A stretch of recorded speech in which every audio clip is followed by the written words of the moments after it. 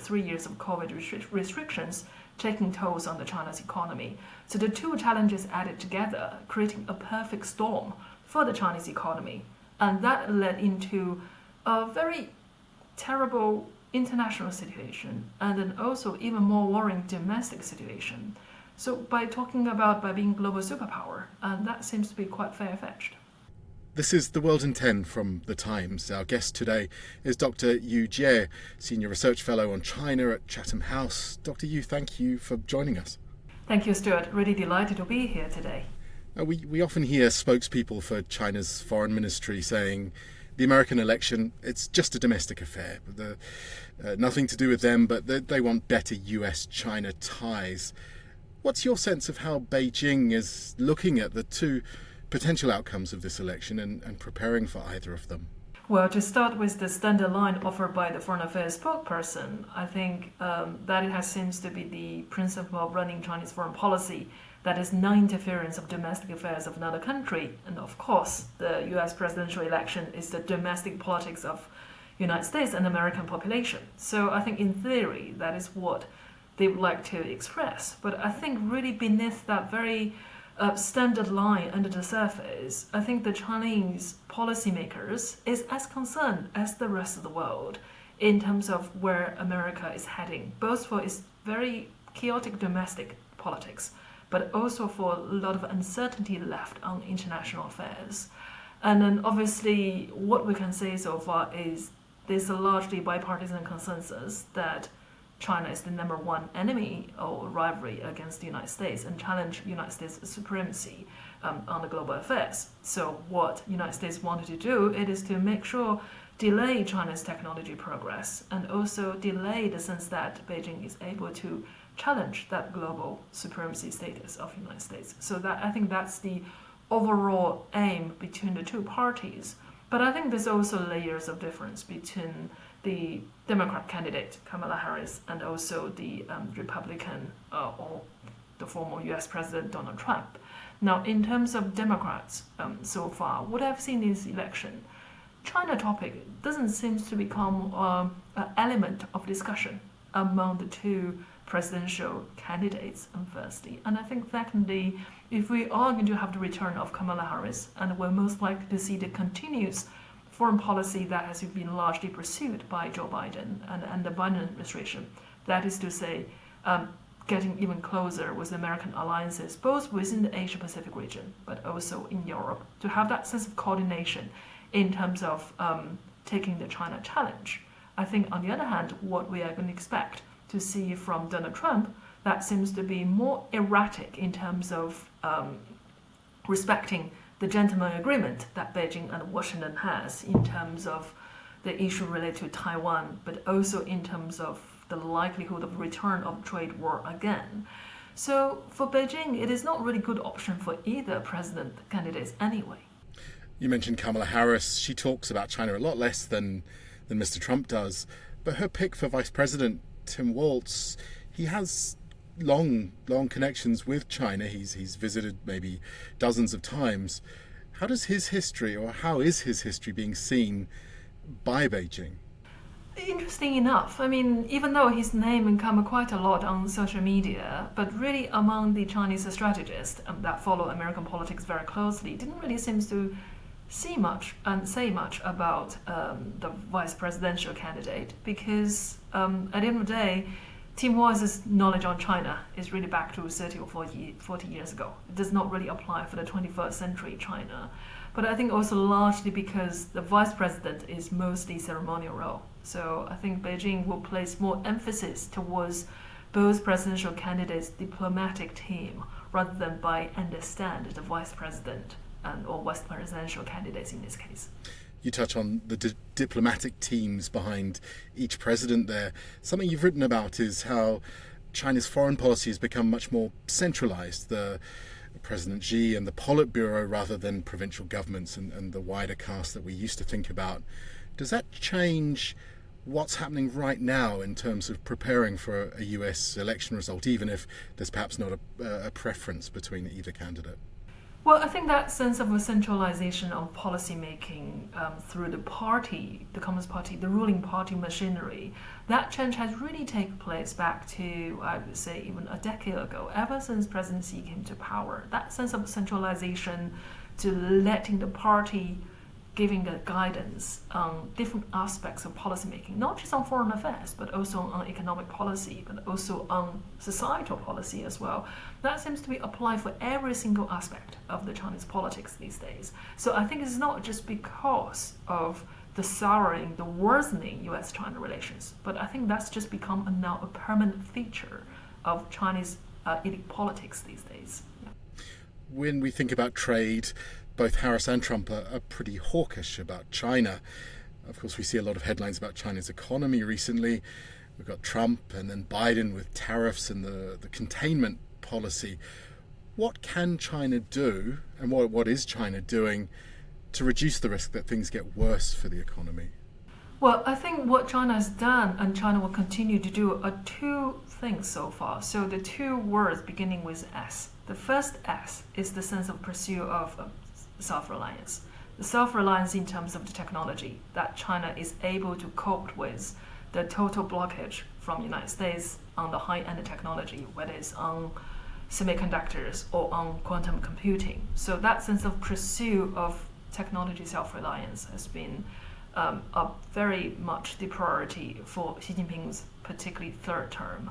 So that the process already even began well before 2022, before the 20th Party Congress. Now, the second S in here is that greater sense, a wider notion of national security. So that pursuit of national security. I give you an example. In the past, when we're talking about national security, we mostly consider the sense that it's all about intelligence gathering, it's about anti-espionage. But I think these days, when we're talking about national security, and that would also link back to, for example, financial stability, link back to food security, and link back to energy security. So I think that wider notion of security has also really played out quite loudly on Xi Jinping's foreign affairs, but also on domestic economic agenda at the same time. And I think that equally also mirror on what has happened in the United States. So we're talking about the sense of national security. That seems to be the concept also been widening within DC as well. Yeah. You touched on the policy of self-reliance. China's been pushing much harder to rely on its own technologies. The export controls that Trump and then Biden have put on have really, in some ways, damaged China's economy. Do China's diplomats see a route where they can roll back those restrictions? Or is this just a friction point that they just have to deal with? Well, I think this has come to a moment of realization that those restrictions will be in place for quite some time. And I think a very clear conclusion came back to March 2023 during one of the sessions on the National People's Congress, the annual Chinese parliamentary session. And President Xi himself said very clearly that US-led West have never stopped contain China and stop China's technology progress. So that sense of reality check and somehow is ringing very loud and clear among the Chinese senior policy makers. So even if, no matter how hard that the diplomats may be trying to persuade the United States or persuade the Western strategy and strategic community, I think the restrictions will always be there because it is essentially about competition.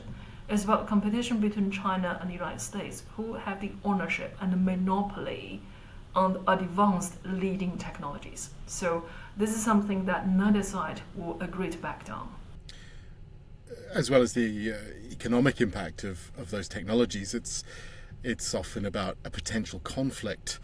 And we see Mr. Trump saying interesting things about making Taiwan perhaps pay for its own defense. Is a conflict over Taiwan something that can be avoided, or is it an inevitable thing coming our way? Well, then this obviously depends on the differences between the two presidential candidates. I think China's line has always been very clear that peaceful reunification remains on the table, judging from the various party and official literature has been given. But I think on the other hand, the likelihood by having a Trump presidency, and that would actually escalate on the military intervention in Taiwan, across Taiwan Strait. As I said earlier, the thing with Donald Trump is he probably will not respect the gentleman agreement that two countries set up back to 1979, which is neither side would single-handedly begin to start with changing the status quo of Taiwan unilaterally. So that sense of a gentleman agreement and has been in place in the last 50 years or so, and that is an insurance policy for Beijing and Washington on matters related to Taiwan. Then in contrast, if we are going to have a high-risk administration, so what we might expect is perhaps a much lower intensity military coercion from Beijing, as what they have done in recent weeks, but rather less dramatic, less bombastic than compared with Donald Trump. We see beyond the Taiwan Strait, the South China Sea, where again Beijing and Washington have, with the US ally for the Philippines, disagreements and perhaps more assertive actions going on, and other US allies getting together in the neighborhood, AUKUS. This kind of antagonism, does this continue the same under either US president, or is it different under Ms. Harris perhaps? Well, it's all very similar, but obviously advisors around Trump, and especially the defense advisors around Trump, seems to believe that a war by the South China Sea is quite imminent. So that is a distinction between the two candidates. But I think on the other hand, what really worries Beijing is this linkage, this connection between what happened across Taiwan Strait and also what happened at South China Sea. And I think so far what Beijing is trying to do is trying to present a narrative that to do with the historical claim of the South China Sea.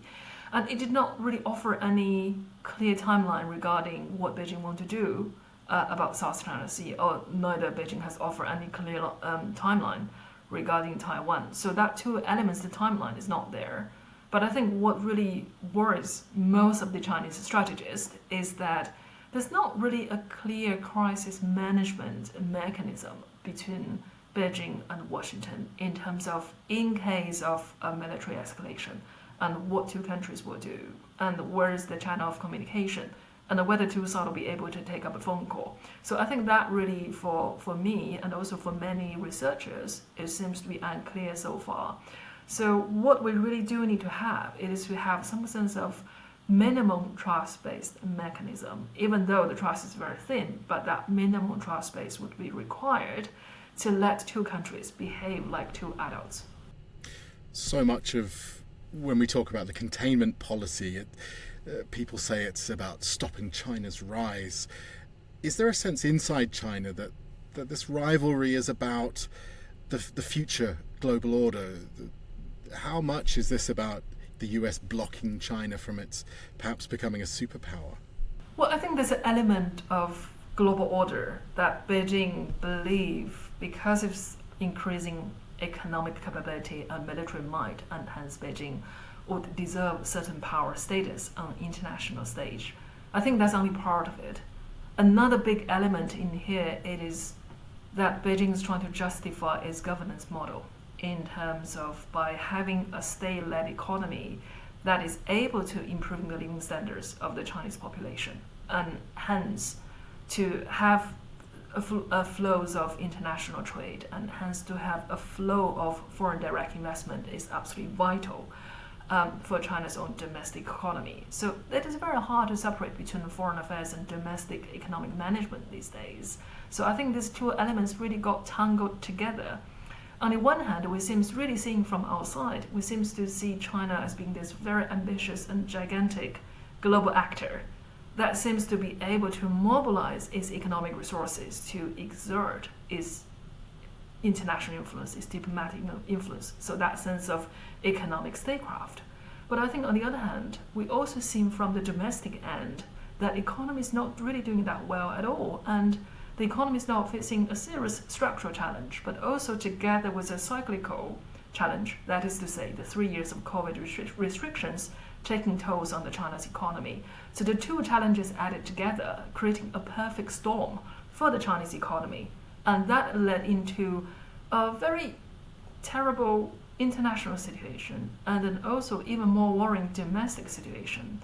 So by talking about by being global superpower, that seems to be quite far-fetched.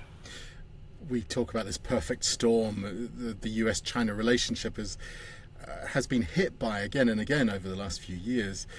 We think about a hot war between the countries as being the stuff of nightmares.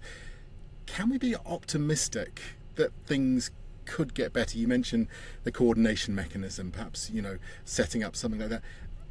Can we look forward to more peaceful times ahead in this relationship? Well, of course, we could look into some more peaceful time, but this also largely depends on whether both sides would have a sense of willingness to sit down together, to have a really sense of urgency, to have a bit of a crisis management mode. Because so far for me, the sense of urgency has now begun to show with the Biden administration and from Beijing at the same time. So in the last 12 months, there's a sense of minimal stability.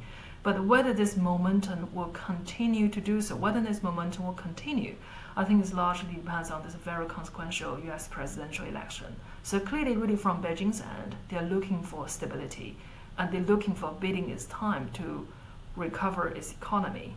But really from US end, it's very hard to say. It's very hard to judge these days, and given we have such a close competition between Harris and Trump these days. Fascinating stuff. Dr. Yu Jie from Chatham House, thank you very much for your time and expertise.